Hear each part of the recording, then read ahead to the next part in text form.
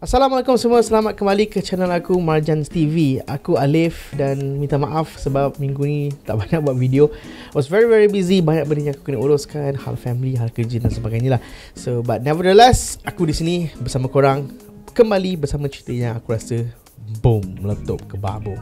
Seperti yang korang dah tahu, lately ni tiba-tiba muncul segerombolan, sekumpulan manusia yang tiba-tiba menganggapkan apa yang aku keluarkan ini, menganggapkan apa yang rakan-rakan aku keluarkan, cerita-cerita yang macam ni semua, mereka katakan kita ni semua paranoid. Kita ni takut, over, tak tahu pasal, cakap benda-benda yang mengarut semata-mata kerana view, kerana duit. Come on guys, orang sedar tak? Ada video aku ni yang langsung tidak dibayar, ada video aku yang diupload dan diturunkan, right? Jadi kalau korang nak berburuk sangka, teruskanlah berburuk sangka, sebab aku tak untung apa-apa kat situ, aku tak rugi apa-apa kat situ. Dan korang pun juga sama, korang hanya boleh berbebel, bercakap hanya boleh type, komen, kecam dan sebagainya. At the end of the day, they will always one step behind me, and that's the fact. So pada hari ini, aku ingin sekali lagi memanggil semua skeptik dekat luar sana untuk buktikan yang aku salah, buktikan yang apa aku cakap ni semua tak betul dan semua ni paranoid. Hari ini aku ingin mencabar korang kat luar sana sekali lagi untuk menyangkal apa yang aku cakapkan semua ini. Hari ini aku nak bercakap tentang subliminal message. Subliminal message yang disuap kepada anak-anak kita. Sebelum ni aku pernah buat video di mana cerita pasal message menyeramkan di dalam kartun, dan hari ini aku nak kupas sekali lagi topik itu. Aku nak mengupaskan tentang kenapa perkara sedemikian dilakukan, dibuat oleh pihak-pihak tertentu ni. Aku nak tunjukkan ke orang benda yang real dibuat, bukannya tipu, bukannya fantasi ke apa. Tapi whatever it is, korang boleh cakap apa korang cakap. Aku akan hidangkan bukti, aku akan hidangkan apa yang aku cakap, dan tugas korang untuk menyangkalnya. Okay. Dan aku akan bercakap juga tentang bagaimana mereka menggunakan subliminal message untuk menentukan tindak tanduk kita di masa hadapan. Aku akan sentuh juga sedikit mengenai subliminal message tu apa, bagaimana ia mempengaruhi kita punya behavior. Di dalam The Protocol of the Elders of Zion pernah berkata tentang memporak-perandakan, meruntuhkan keharmonian institusi kekeluargaan. Bagaimanakah caranya untuk sebuah institusi kekeluargaan itu musnah? Caranya mudah saja. Moral. Apabila kita menyentuh moral seseorang dalam sebuah institusi, kita meruntuhkan moralnya, mereka tidak akan lagi peduli tentang apa yang begitu penting sekali dalam hidup ini.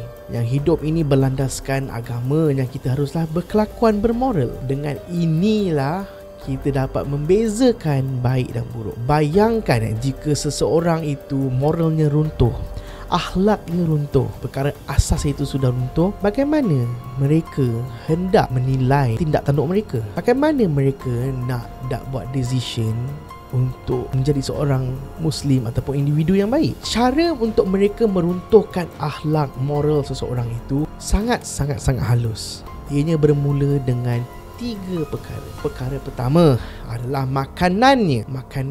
Apa yang dimasukkan ke mulut, apa yang kita consume, apa yang menjadi darah daging kita, itulah yang mereka kontrol. Pelbagai stigma yang keluar, seperti apa, makan daging kambing tu darah tinggi lah dan sebagainya. Sedangkan Nabi Muhammad SAW, Nabi kita mengamalkan makan daging kambing, tapi mereka menyogok, mengatakan bahawa stigmanya makan daging kambing itu sakit kepala dan sebagainya, boleh buat darah tinggi dan sebagainya. Sedangkan golongan Yahudi mengamalkan susu kambing, daging kambing dan sebagainya. Okay. Apa lagi boleh katakan tentang makanan? Makanan yang berunsur syubhah, yang kita tidak pasti tentang status makanan itu. Adakah ia halal? Adakah ia thayyiban? Dan sebagainya. Mereka membuatkannya itu sebagai benda yang normal. Sedangkan tidak. Apa yang kita consume, apa yang kita makan, apa yang kita letak dalam mulut kita, ini akan berbalik kepada kita balik. Rokok, syarikat rokok di dunia ini dimonopoli oleh bangsa Yahudi. Mereka tahu untuk merosakkan sebuah institusi itu, kita kena rosakkan apa yang masuk dalam mulut dia, yang boleh merosakkan demografiknya, boleh merosakkan bangsa itu sendiri. Kalau anda tengok consumer yang paling tinggi untuk rokok adalah semua negara-negara yang mundur, negara-negara yang miskin, mereka tidak sihat, mereka mengganggu tumbesaran dan sebagainya. Itulah yang bila aku katakan mereka kontrol kita dengan benda-benda macam ni.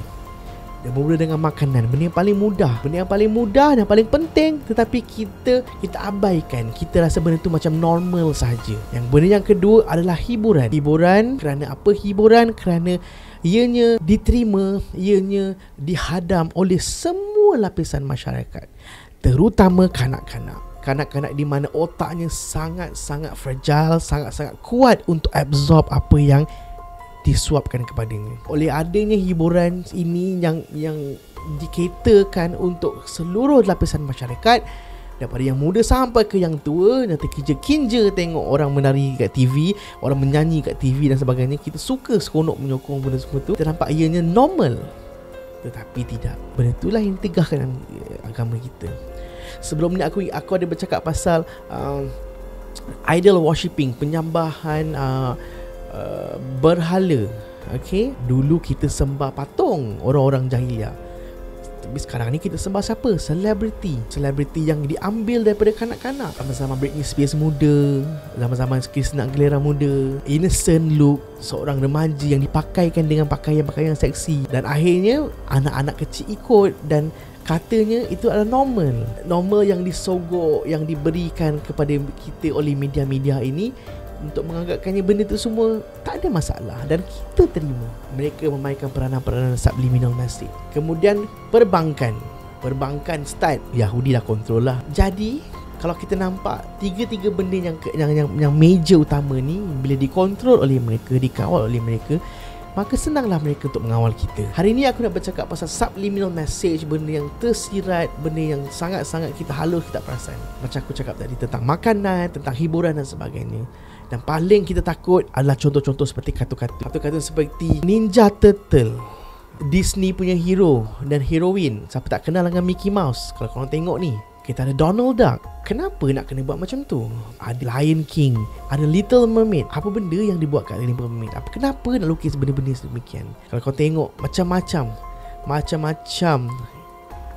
kartun yang kita lihat, yang anak kita lihat, ada unsur-unsur seksualnya, ada unsur-unsur lucahnya. Kerana apa? Untuk apa benda-benda ini diletakkan di dalam kartun-kartun? Korang kat luar sana yang kata aku paranoid dan sebagainya, mungkin kata alah benda tu korang je yang nampak, korang je yang membuat-buat cerita tu. Padahal benda lain tak ada niat pun. Kebetulan. Tetapi kalau kebetulannya yang sangat-sangat banyak, dan banyak kali benda itu jadi kebetulan, adakah ini kebetulan? Korang tahu tak macam mana subliminal message itu berlaku? Subliminal message itu diabsorb oleh anak-anak kita untuk dia masuk segala benda dalam kepala otak kita tanpa kita sedar, tanpa anak-anak kita sedar. Seperti contohnya lah, paling contoh ketara aku cakap engkau, billboard, papan-papan tanda yang dekat Malaysia ni, kat highway semua tu, korang nampak. Korang tak peduli pun kan? Korang tak peduli pun iklan-iklan tu semua. Tetapi kenapa still orang buat? Sebab itu adalah subliminal message. Manusia akan pandang, dia proses ataupun tidak iklan itu, dia baca ataupun tidak iklan itu, mereka pandang, dan otak kita akan sedut, akan absorb benda tu. Ianya akan berfungsi subliminal message ni apabila di-trigger. Along the way, apabila kita triggerkan satu benda, keyword yang penting-penting, maka kita akan teringat balik. Contohnya iklan Kowe yang ada Adi Bano dekat billboard, tak ada kena-mengena langsung dengan produk penapis air, tetapi along the way, minggu depan, tahun depan dan sebagainya, bila kita sebut nama seseorang itu, nama Adi Bano dan sebagainya, kita trigger balik iklan tu kat mana. Kita trigger balik iklan tu iklan apa. And itulah subliminal message yang sangat kuat, yang diserap ke dalam diri kita untuk menerima sesebuah perkara yang hendak dimatikan, yang ditempelkan dalam otak kita tanpa kita sedar. Benda tu apabila kita dah anak-anak kita dah absorb benda tu, dah terima dalam kepala otak kita, dah terima dalam kepala otak anak kita, dah melekat dalam kepala anak kita. Apabila ini triggered, apabila mereka dah besar, mereka came across, mereka terlintas benda yang triggeredkan memori-memori yang apa ada dalam subliminal message tu, dia akan dikatakan sebagai benda yang normal. Nampak? Nampak ke mana aku nak bawa korang sekarang ni? Korang nak cakap aku tak paranoid ke, benda tu tipu ke, penting ke aku ia perasan macam tu ke? No, it's research dan juga psychological effect yang telah dilakukan, yang telah diimplementkan oleh semua orang dalam dunia ni. Subliminal message. Jadi kat sini aku nak cakap dengan korang, kita kena kawal. Kita kena kawal apa yang ditonton, apa yang dimakan, apa yang berlaku kat keliling kita. Kita kena kontrol, kita kena kawal dengan cara kita jangan normalkan benda yang salah. Benda yang salah tetap salah. Apa yang kita kena buat sekarang ini guys adalah untuk tidak normalkan benda yang salah. Walaupun orang lain buat, walaupun orang lain suka, walaupun orang lain okey dengan benda tu, tidak bermakna kita kena okey. At the same time, kita jangan jadi orang yang lebih teruk daripada mereka. Contohnya, apabila kita nampak orang berpakaian seksi, artis yang berpakaian seksi dan sebagainya, kita betul tugas kita adalah untuk menegur, tugas kita adalah untuk tidak menerima benda itu sebagai benda yang normal. Tetapi ada caranya, cara yang betul untuk kita menegur dan sebagainya. Saluran yang betul, saluran yang tepat. Bukan hanya sekadar komen, kecam dan sebagainya dan menganggapnya kita telah melaksanakan tanggungjawab kita sebagai seorang manusia kepada Tuhan. No, bukan caranya. Menghina, mencaci, memaki, mengecam seseorang yang buat salah itu bukan ajaran Tuhan. Bukan Nabi ajar kita macam tu. Bukan. Kita kena ada cara yang betul, tegur secara personal dan sebagainya, menggunakan kata-kata yang lembut macam Nabi kita buat. Jangan menggunakan tiket untuk menegur, untuk kecam dan sebagainya. Kerana apa? Oh, sebab kita kena tegur. Salah. So akhir kata daripada aku, jangan normalkan benda yang tidak normal. Okay guys, mereka-mereka kat luar sana yang tak berpuas hati dengan apa yang aku sampaikan pada hari ini, silakan untuk buat video sangkal fakta subliminal message yang ada pada kartun kanak-kanak yang menyebarkan message lucah ini. Sangkal. Aku cabar korang kat luar sana, debunk me kalau korang berani. Jangan pandai type kat komen je. See you guys on my next video. Assalamualaikum warahmatullahi wabarakatuh. Bye bye.